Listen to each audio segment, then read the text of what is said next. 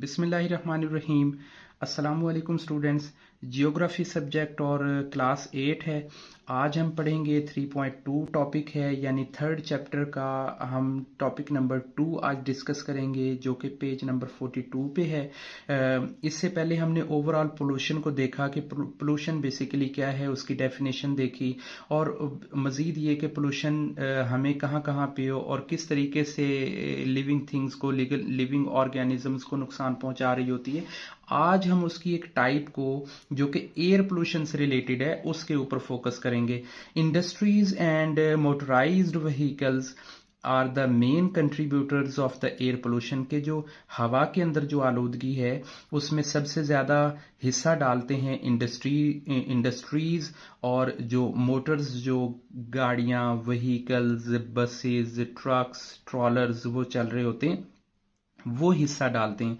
Since the industrial revolution and the inventions of the eternal combustion engines के जब से ये इंडस्ट्रियलाइजेशन शुरू हुई, यानी सनतों का आगाज शुरू हुआ, और उसके साथ साथ जो कंबस्टन इंजन्स हैं, यानी जिनके अंदर फोसल फ्यूल्स को आग लगा के और उनसे एनर्जी प्रोड्यूस की जाती है, जब से ये बने हैं, air pollution has became the major problem. और तभी से ये आप यूं लगा ले कि 19वीं सदी यानी 80th सेंचुरी का आगाज जैसे ही होता है, तो एयर पोल्यूशन जो है वो स्टार्ट हो जाती है, क्योंकि मोटर व्हीकल्स का जो है इन्वेंशंस हो गई थी और इंडस्ट्रियलाइजेशन भी साथ साथ स्टार्ट हो गई थी।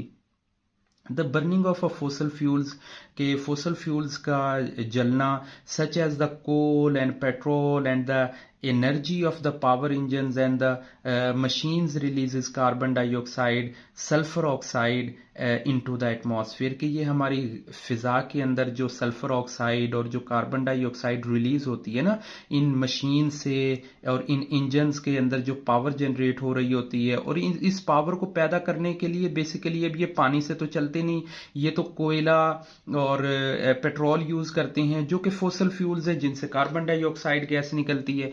और कार्बन डाइऑक्साइड गैस का तो नाम आते ही ये समझो कि ये तो पोल्यूशन है, और ये तो ग्रीन हाउस इफेक्ट के ऊपर ये हमारा कॉज करती है।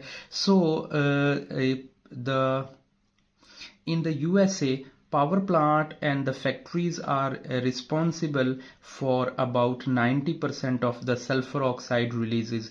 कि अगर हम खाली यूएसए की बात करते हैं तो ऑलमोस्ट 90% जो रिस्पॉन्सिबिलिटी है सल्फर ऑक्साइड रिलीज करने की, वो इन पावर प्लांट्स को और फैक्ट्रीज के हिस्से में जाती है। यानी आप अंदाज़ा लगा लें कि 100 में से 90% जो रिस्पॉन्सिबिलिटी है पोल्यूशन फैलाने की, हवा को आलूदा करने की, वो फैक्ट्रीज के जिम्मे आ रही है। In many developing countries, air pollution increases of these countries rapidly developing their industries। के ऐसे बहुत सारे जो डेवलपिंग कंट्रीज हैं जिनके अंदर तरक्याती प्रोसेस से गुजर रहे हैं, अब उनको जाहिर है अपनी इंक्रीज करना पड़ेगी, अपनी इकोनॉमी स्ट्रॉन्ग करना पड़ेगी, अपनी इंडस्ट्रीज को डेवलप करना पड़ेगा। और जो ये तेजी से इंडस्ट्रीज की डेवलपमेंट और यहाँ पे बेहतरी हो रही है, इनॉग्रेशंस हो रही हैं, इन्वेंशंस हो रही हैं और बड़ी बड़ी फैक्ट्रियां लगाई जा रही हैं, वो हिस्सा डालती हैं इस एयर पोल्यूशन के अंदर। With rapid urbanisation and the economic growth of the many countries, के शहरी आबादियों का बढ़ जाना और इकोनॉमिक ग्रोथ बहुत सारे मुल्कों के अंदर जो चल रही होती है, कार और motorise vehicles became the preferred mode of the transportation. कि यहाँ पे ज़्यादातर जो प्रेफरेबल जो ट्रांसपोर्टेशन का मीन है, जो सोर्स है, वो गाड़ियों को लिया जाता है। गाड़ियां तो हमेशा ही गैसेस से चल रही हैं, कार्बन डाइऑक्साइड और वो इमिट कर रही होती है ना, खारिज कर रही होती हैं, नाइट्रोजन ऑक्साइड होगी, सल्फर ऑक्साइड हो गई, डेट पोल्यूट द एयर, और जो हवा को आलूदा करती हैं। ये जो लाइन है, ये हमें थोड़ी अंडरस्टैंड करना होगी कि गाड़ियां हमेशा खारिज करती हैं गैसेस को, carbon dioxide, nitrogen oxide and sulphur oxide को, जो कि एयर पोल्यूशन का बाइस बनती हैं। अब हमें यहाँ पे एक तस्वीर भी दिखाई गई है, फिगर 3.2 है, a child walking a smoke in a Beijing. कि बीजिंग के अंदर जब लोग वहां पे रह रहे होते हैं तो उनको एयर पोल्यूशन का बहुत ज्यादा सामना है। इवन एक्सप्लेनेशन यहाँ पे भी है, shows the figure poor quality of the air in Beijing, कि बीजिंग के अंदर ना हवा की क्वालिटी बहुत ही ज्यादा वीक है। And the city faces serious smoke problems, और शहरों के अंदर तो बहुत ज्यादा स्मोक होती है। अब स्मोक का मतलब ये होता है जिसके अंदर ना डस्ट पार्टिकल होती हैं, कार्बन डाइऑक्साइड होती है, सल्फर ऑक्साइड है, मीथीन है, ये जो गैसेज होती हैं ना, ये आहिस्ता आहिस्ता ये नीचे की तरफ आना शुरू हो जाती हैं, और इनमें डस्ट पार्टिकल्स होते हैं जो एयर इन्फेक्शन, जो आई इन्फेक्शन का बाइस बनते हैं, जो हमारे गले की इन्फेक्शन का बाइस बनते हैं। सो स्मोक बड़ी नुकसानदेह होती है, which affected the human health and people there, कि जो लोग वहां पे रह रहे होते हैं ना, उनकी सेहत और जिंदगी के लिए वो बड़ी नुकसानदेह होती है। नेक्स्ट हम एयर पोल्यूशन की एक और टाइप को देखते हैं, यानी ये उसकी सब ब्रांच हो गई, डिफॉरेस्ट्रेशन। डिफॉरेस्ट्रेशन का मतलब होता है जंगलों को काट देना, सफाया कर देना। अब जंगल का मतलब ये है, ट्री का मतलब ये है कि वो एक सिंबल है कि कार्बन डाइऑक्साइड वो एब्जॉर्ब करेगी और ऑक्सीजन वो एग्जॉस्ट करेगी। अब जो कार्बन डाइऑक्साइड है वो हमारे लिए नुकसानदेह है, लेकिन पौधे उसे यूज कर रहे हैं, तो इसका मतलब ये हो गया कि जंगल जितने ज्यादा होंगे, फॉरेस्ट जितने ज्यादा होंगे, वुड्स जितने ज्यादा होंगे, ग्रीनरी जितनी ज्यादा होगी, उतना ही हमारा एटमॉस्फेयर एयर पोल्यूशन कम होएगी, बेहतर होएगा, साफ सुथरा होएगा।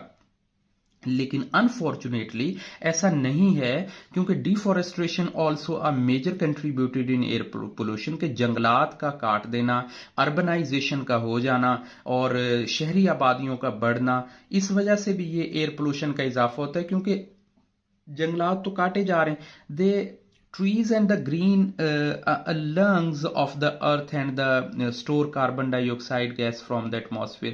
ये जो दरख्त होते हैं ना, ये जो दरख्त और जो सब्जा होता है, ये बेसिकली फिपड़े हैं, ये लंग्स हैं हमारी इस अर्थ के, जो कि कार्बन डाइऑक्साइड गैस को एब्जॉर्ब कर रहे होते हैं through the process of the photosynthesis. अच्छा, फोटोसिंथेसिस एक साइंस के अंदर आपने माशाल्लाह समझा होगा, फिर भी मैं एक्सप्लेन कर देता हूँ कि जब सूरज की शुआएं ग्रीन जो ट्री का हिस्सा होता है, जो उसके पत्ते होते हैं, जो ग्रीन कलर है, उसके ऊपर जब रोशनी डलती है तो वहां से वो अपनी एनर्जी, वो अपना फूड जनरेट करती हैं। फोटोसिंथेसिस का अमल सादा से अल्फाज में ये हो गया कि जब सूरज की रोशनी पत्तों के ऊपर आती है तो वो अपनी खुराक तैयार करती हैं। So take the carbon dioxide and turn into the oxygen, के वो कार्बन डाइऑक्साइड को इस फोटोसिंथेसिस के अमल में ले रहे होते हैं और ऑक्सीजन खारिज कर रहे होते हैं। In addition trees help the purify the air. मजीद अगर हम बात करें तो ये है कि ये हवा को ना साफ करते हैं, दरख्त हमें क्लियर और फ्रेश एयर दे रहे होते हैं।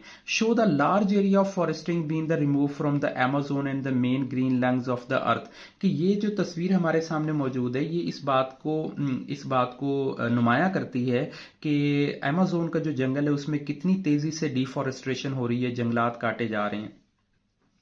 With the fever trees around, के हमारे इर्द गिर्द जो है ना जंगलात की कमी हो रही है। There is the more carbon dioxide in atmosphere, इसी वजह से तो एक तरफ हम फैक्ट्रियां लगा रहे हैं, इंडस्ट्रियलाइजेशन कर रहे हैं और अर्बनाइजेशन कर रहे हैं, वहां से कार्बन डाइऑक्साइड पैदा हो रही है, और दूसरी साइड में जिन दरख्तों ने उनको एब्जॉर्ब करना है उनकी हम कटिंग करते जा रहे हैं ताकि वो एब्जॉर्ब भी ना हो सके। इस वजह से हमारी एयर के अंदर कार्बन डाइऑक्साइड गैस का इजाफा हो रहा है, प्रोपोर्शन ज्यादा हो रही है। Forest fire warn in the problem of the adding smoke and particle release even the carbon dioxide into the air during the fire, कि जब ये कंबस्टन होती है, फायर लगती है, आग लग रही होती है, तब भी मसाइल पैदा हो रहते हैं। Air pollution can also result from the natural cause, कि ये जो एयर पोल्यूशन है ये एक ना नेचुरल वजह बनती है, कुदरती वजह बनती है, सच एज वॉल्केनिक इरप्शंस है, फॉरेस्ट फायर्स है, सैंडस्टॉर्म्स है, ड्राई रीजन के अंदर ये अक्सर आ रहे होते हैं। कि ये जो ऊपर के हमने पैराग्राफ के अंदर रीड किया ना, इसमें तो ह्यूमन एक्टिविटी ज्यादा इन्वॉल्व थी, लेकिन कुदरती तौर पर भी ये हो रहे होते हैं कि जैसे आतिशबाजी पहाड़ों से धुआं निकलता है, जंगलों में आग लग जाती है, या कोई ड्राई एरिया जो होता है ना, रेगिस्तान डेजर्ट एरिया होता है, वहां पे तूफान आ जाते हैं, तो वो नेचुरल सोर्सेज की वजह से भी हो रहे होते हैं। And add ash and the dust particles in the air, और जिससे कि राख और क्या होता है, डस्ट पार्टिकल हवा के अंदर शामिल होना शुरू हो जाते हैं। 3.2 जो टॉपिक है हमारा, different type of the pollutions के अंदर से एक पोल्यूशन की जो टाइप एयर पोल्यूशन हमने रीड की है। उम्मीद है आपको समझ आई होगी बेहतर तरीके से। तब तक के लिए, नेक्स्ट वीडियो के लिए अल्लाह हाफिज, अपना ख्याल रखिएगा।